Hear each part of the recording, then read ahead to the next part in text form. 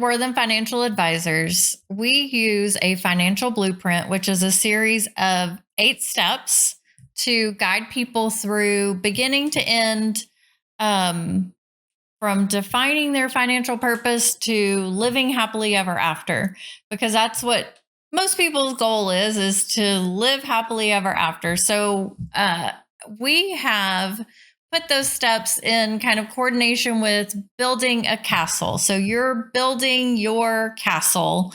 And let's talk about those 8 steps to get from beginning to end of financial clarity, feeling good about where you are, and having a plan in place for the future.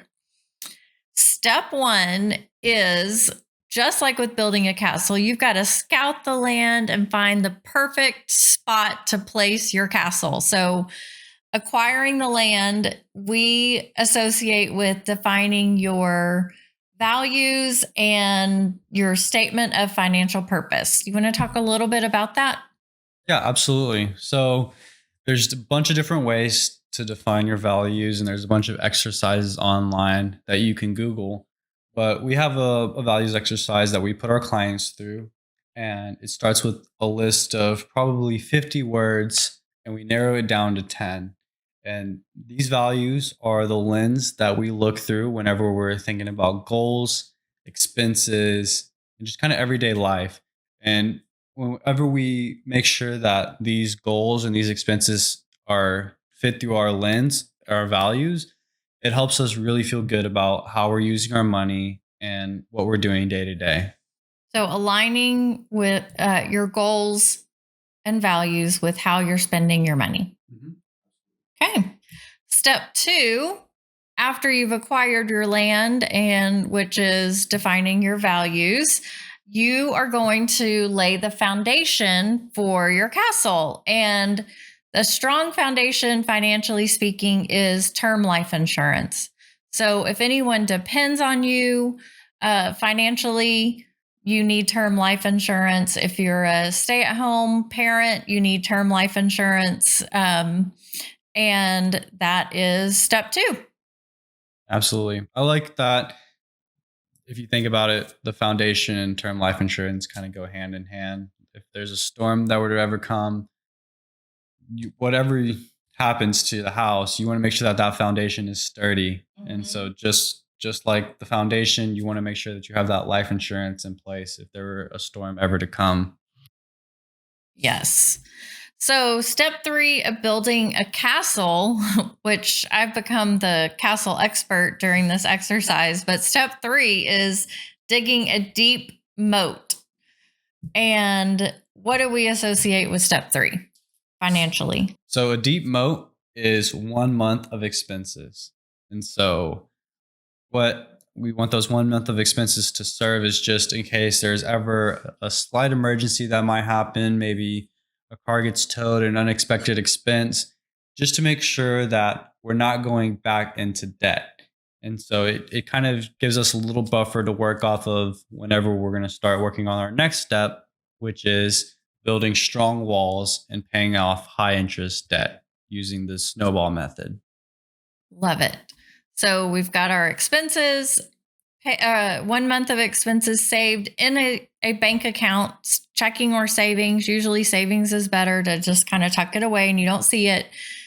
Then we're going to attack that high interest debt using the debt snowball method, as Anthony said. And you can Google, there's tons of spreadsheets and tools and things that you can download to work through that debt snowball, but just start on the high interest, like 8 to 10% interest and above.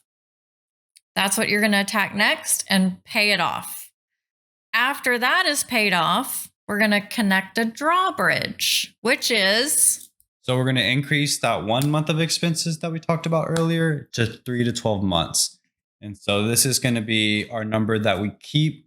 If we ever use that emergency fund for anything, we want to replenish back to that number. And it's going to help us with unexpected expenses. If something were to happen, you lose your job, you have enough time to kind of just take a minute and make sure that you're not just jumping into the next available job. You're jumping into a job that fits you and your family. And it might take you a little while to find a job. Not in today's economy, but sometimes it does. Usually it does. All right. Number 6, we're going to construct a gatehouse, which is the strongest part of a castle, PS.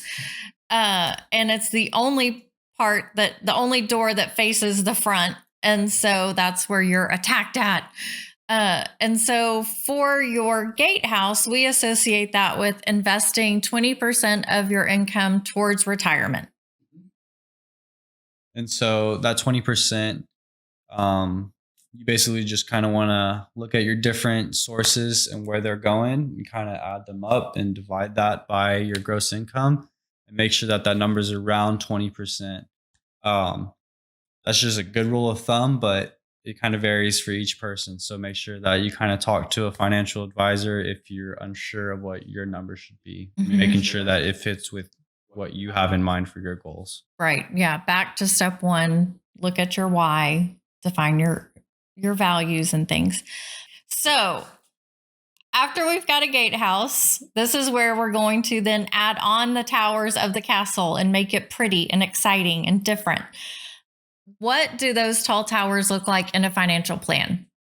It's different for everyone. So a couple of different things that we can think about is college, that low interest debt that we may still have, maybe spending more time vacationing. But it's more about building these towers that fit with our values. And it could be one specific tower, or it could be a bunch of different towers that you're funding at the same time. Love it. So you've paid off your high interest debt in step 4, and this is attacking that low interest debt. At the same time, these are meant to be worked together to save for college, save for a wedding, for your kids, things like that. Then we get to step 8, live happily ever after. And that also looks different for everyone. I would say between at least step 7 and step 8, go back and do the values exercise again, or a different one.